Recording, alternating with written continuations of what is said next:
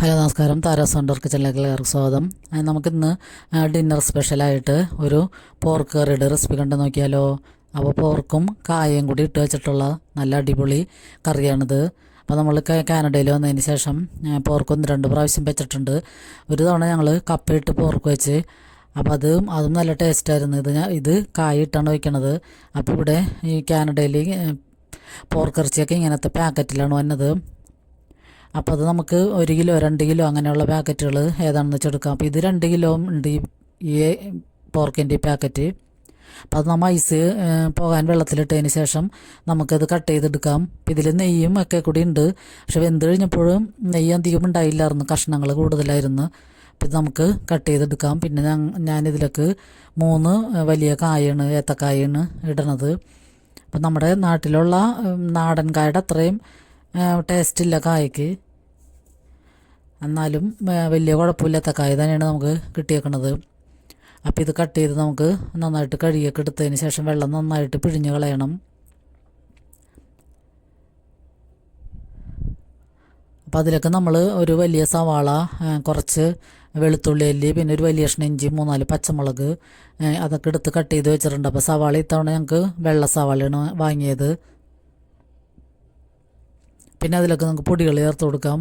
2 teaspoon മുളക് പൊടിയും 2 teaspoon മല്ലിപ്പൊടിയും 1/2 ടീസ്പൂൺ മഞ്ഞൾപ്പൊടിയും പിന്നെ ഒരു ടീസ്പൂൺ ഗരം മസാലപ്പൊടിയും പിന്നെ കുറച്ച് കുരുമുളക് പൊടിയും കൂടി ഇട്ടിട്ട് നമ്മൾ എടുത്ത് വെച്ചിരിക്കുന്ന സവാളയും പച്ചമുളകും വെളുത്തുള്ളിയും ഇഞ്ചിയും കൂടിയും അതും കൂടി ഇട്ടിട്ട് ആവശ്യത്തിന് ഉപ്പും കൂടി ചേർത്ത് കുറച്ച് വെളിച്ചെണ്ണയും കൂടി ചേർത്തതിന് ശേഷം കൈ കൊണ്ട് നന്നായിട്ട് മിക്സ് ചെയ്തെടുക്കാം.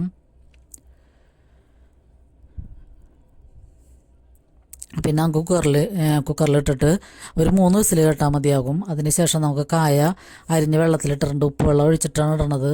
ഉപ്പ് ഇട്ടിട്ടാണ് ആ വെള്ളത്തിലാണ് കായ അരിഞ്ഞ് ഇട്ടേക്കണത്. അപ്പോൾ ആ കായ നമുക്ക് ഇതിലേക്ക് ഇട്ട് കൊടുക്കാം. അപ്പം 3 വിസിൽ കേട്ടതിന് ശേഷം നമ്മൾ നോക്കുമ്പോൾ ഇറച്ചിക്ക് പാകമായിട്ടുള്ള വേവാണ് ആയേക്കണത്. അപ്പോൾ കായം കൂടി ഇട്ട് ഒരു വിസിലും കൂടി കേൾപ്പിച്ച് കഴിഞ്ഞാൽ നന്നായിട്ട് വെന്തിട്ടുണ്ടാകും. അപ്പോൾ അങ്ങനെ നമ്മൾ കായം കൂടി ഇട്ടൊന്ന് മിക്സ് ചെയ്തതിന് ശേഷം ഒരു വിസിലും കൂടി കേൾപ്പിക്കുകയാണ്.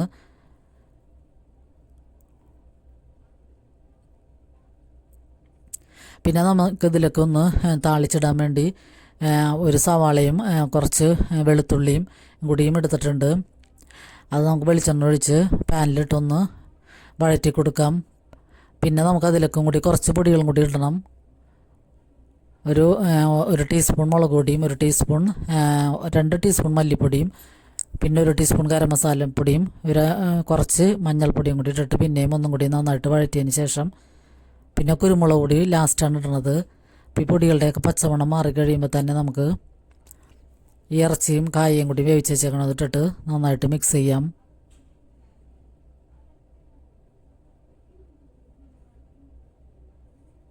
അപ്പോൾ നമ്മുടെ നാട്ടിലൊക്കെ വെക്കണ പോലെ തന്നെ നല്ല അടിപൊളി കറിയായിട്ട് കിട്ടിയിട്ടുണ്ട്. കൂടുതൽ നെയ്യൊന്നും ഉണ്ടായില്ലായിരുന്നു, അതുകൊണ്ട് തന്നെ കഷ്ണങ്ങളൊക്കെ കൂടുതലുണ്ടായിരുന്നു. അപ്പോൾ നന്നായിട്ട് നമുക്ക് മിക്സ് ചെയ്ത് ആവശ്യത്തിന് ഉപ്പില്ലെങ്കിൽ കുറച്ചും കൂടി ചേർത്ത് കൊടുത്തതിന് ശേഷം നമുക്ക് മിക്സ് ചെയ്തെടുക്കാം. അപ്പോൾ നല്ല അടിപൊളി കറിയാണ് ഇത്. ചോറിൻ്റെ കൂടെയും ചപ്പാത്തിയുടെ കൂടെയും പൊറോട്ടയുടെ കൂടെയൊക്കെ കഴിക്കാൻ അടിപൊളി കറിയാണ്. അപ്പോൾ പോർക്കൊക്കെ കിട്ടുമ്പോൾ ഇപ്പോൾ ഇങ്ങനെ കഷ്ണമൊക്കെ ഇട്ട് വെച്ച് എല്ലാവരും നോക്കുക. കായോ അല്ലെങ്കിൽ കപ്പയൊക്കെ ഇട്ട് വെക്കുകയാണെങ്കിൽ നല്ല അടിപൊളി കറിയായിരിക്കും.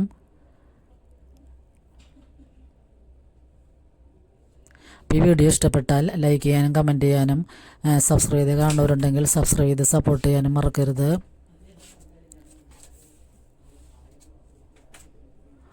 എല്ലാവർക്കും ഒരുപാട് നന്ദി.